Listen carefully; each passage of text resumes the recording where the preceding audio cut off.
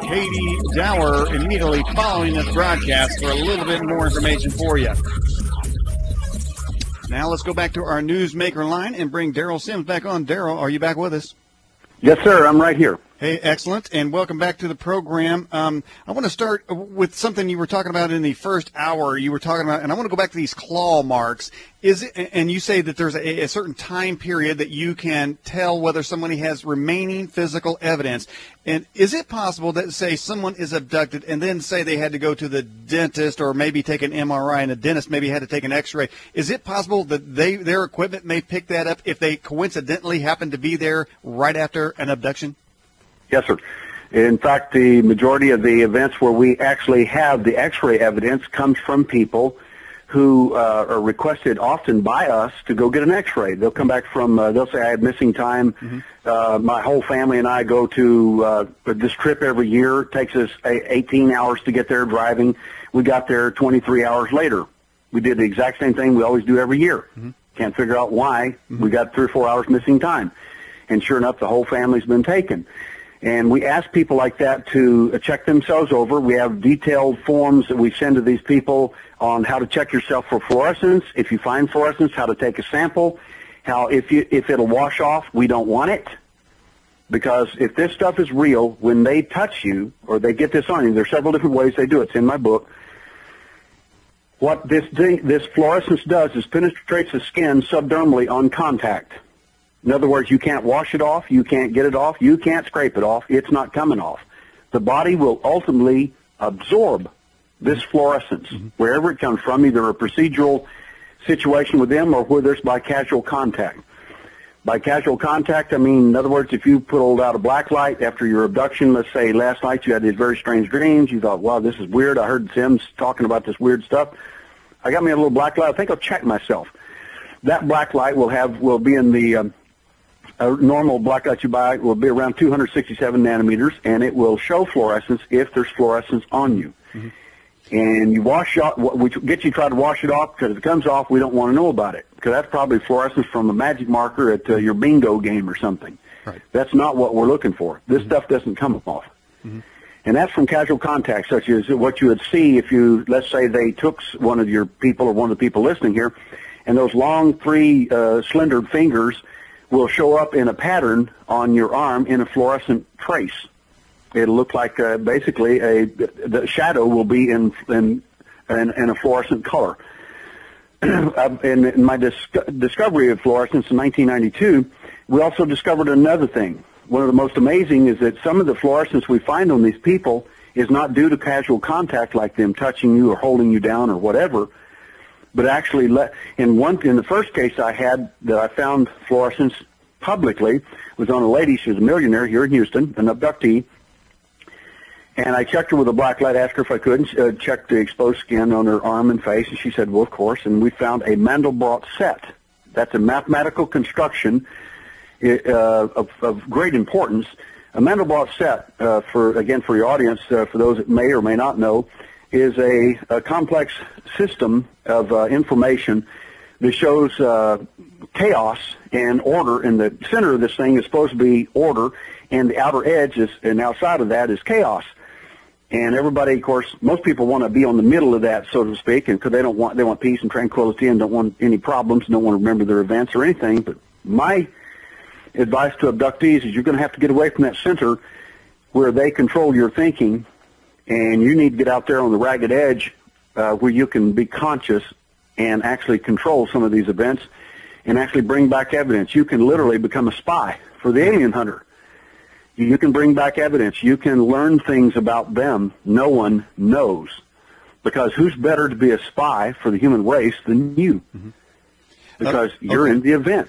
You're an eyewitness. Have you ever been involved with regression therapy?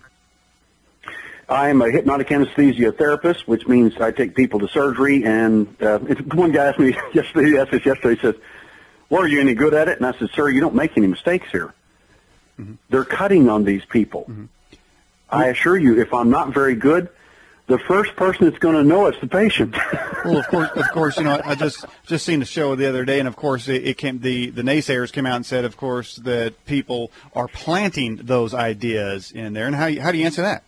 Love to answer that.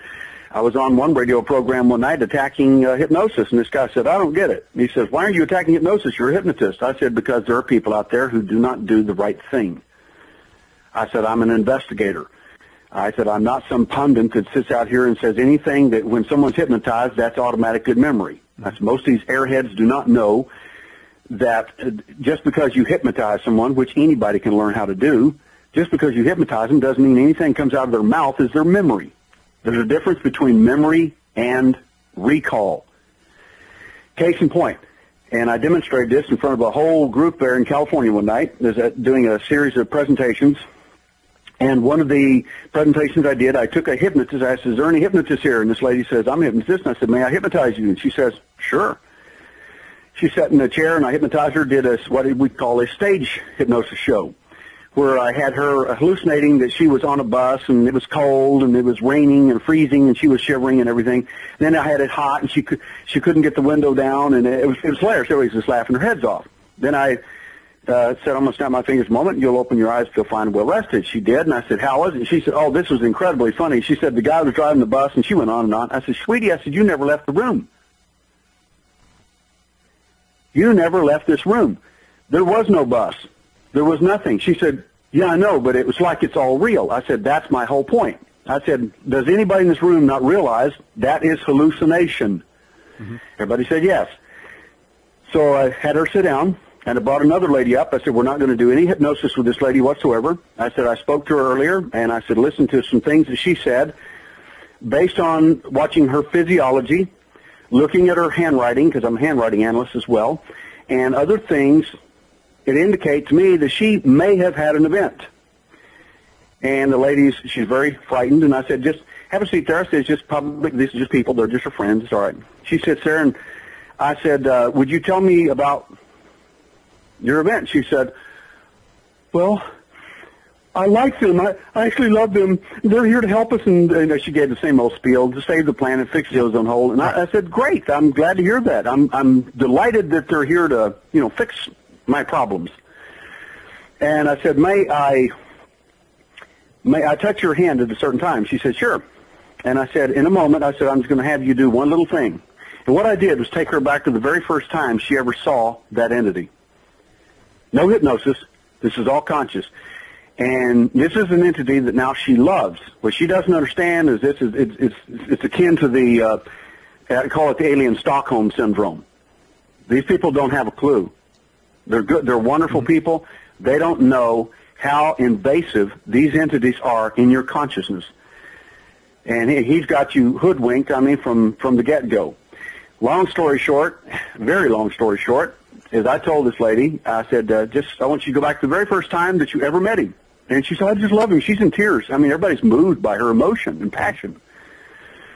And as soon as I get her back to the very first time she ever met him, she's screaming to the height of her voice. Screaming bloody murder. Why? Because your first event wasn't anything like the programming that you've had since then. Mm. Vastly different events. Mm-hmm. You just touched on something that seems to be a recurring thesis here when we're dealing or discussing these types of topics with other guests. And that is that they seem, several have said that they seem to be here to save the planet, that they don't like us polluting it. They want government health. They want government health care. And we're not helping the homeless, and we're burning cars. I'm just saying, that sounds strangely like a political platform. I'm just wondering. Thank you. I'm just wondering, is that a coincidence? It is very curious that they seem to be secular progressive in their thinking. Yeah. That they seem to be the fact is, and this again may upset some of my abductee friends. Yeah. The fact is they're not secular progressives. They're not interested in your politics, period. Yeah. They're only interested in delusion. Yeah. And leading you off down this primrose path of high social consciousness or some other hoorah. It doesn't make any difference what it is. And I'll give you, again, a personal case. A lady I was visiting in California one day, she's a writer of a book, this is 1994.